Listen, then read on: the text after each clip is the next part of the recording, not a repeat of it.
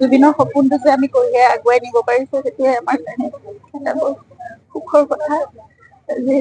যেনেকে নহওক আমি আমাৰ সামৰ্থ্যৰে আমি চেষ্টা কৰিছো জুবিনক সপোনটো সাকাৰ ৰূপ দিবলৈ।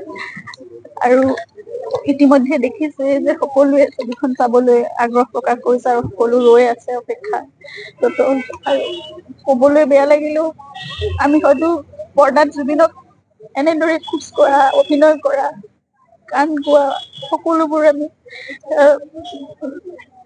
জুবিনৰ এখন শেষ ছবি, গতিকে সকলোৱে মৰমেৰে চাওক সেইটোৱে আশা কৰিছো। আৰু ধুনীয়া হৈছে ছবিখনৰ কাম, বৰ আগ্ৰহেৰে কৰিছিলে জুবিনে, খুব পেচনেটলি কৰিছে এইখন ছবি আৰু ঘূৰি আহি পেলাই সকলো কাম নিজে সম্পূৰ্ণ কৰাৰ কথা আছিলে, কিন্তু সেইটো সম্ভৱ হৈ নুঠিল।